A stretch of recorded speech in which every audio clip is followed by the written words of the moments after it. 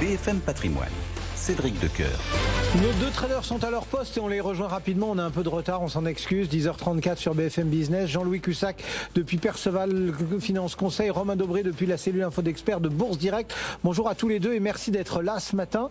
Plus 0,3%. Romain, ça nous remet dans le bon sens ou il y a toujours de l'hésitation et de l'attentisme ? Bonjour Cédric, bonjour à tous.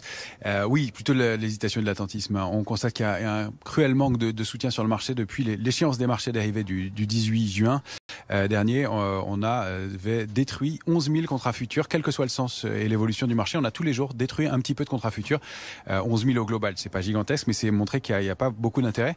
Et puis hier, au cours de la baisse de près d'1%, on a ouvert 7 500 contrats futurs dans le mouvement de baisse. Alors il y a des arbitrages techniques, mais il y a aussi probablement un tout petit peu de pression baissière qui est pas forte, mais qui est quand même à noter puisque c'est la première fois qu'on ouvre de nouveaux contrats depuis donc le 18 juin dernier. Donc on sent qu'il y a un changement de comportement, un changement d'attitude des opérateurs depuis cette échéance. On avait connu quand même un trou d'air significatif ce jour-là et depuis les portefeuilles sont moins couverts, même s'ils le sont encore un petit peu avec des zones bien identifiées et donc un peu plus de complaisance et beaucoup moins d'intérêt. On le voit d'ailleurs, des intérêts assez ciblés sur des valeurs, mais un indice qui ne bouge plus, et ce qui laisse à penser qu'au moins on a vu un point haut à court terme, c'est ce qu'on évoquait la semaine dernière, et probablement, et qu'en tout cas on s'oriente au moins vers une latéralisation pendant quelques séances, quelques jours. Alors les niveaux techniques qu'on surveille, c'est la zone en bas, 6510,5, 6524, c'est un support important, 510,5 et 624, c'est une oblique, c'est le précédent biseau qu'on a débordé par le haut. C'est à partir de là qu'on avait construit la dernière impulsion haussière.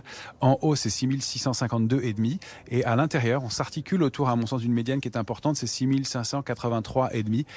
On aura un biais plus haussier ou plus baissier selon qu'on évolue d'un côté ou de l'autre de cette médiane.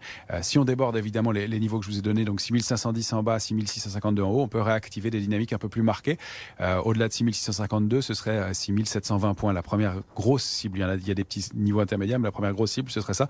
En bas, c'est plutôt la zone 6346, 6466. Bon. À noter qu'il y a des niveaux de couverture très bien définis sur les options, avec une zone 6003, 6004 et puis une zone 6005, 6006. Pas grand-chose entre les deux et pas grand-chose surtout toujours au-dessous de 6003 avec un niveau d'alerte situé entre 5008 et 6000 qui est plus important. Romain Dobré depuis Bourse Direct, Jean-Louis Cussac chez Perceval, comment vous positionnez-vous ?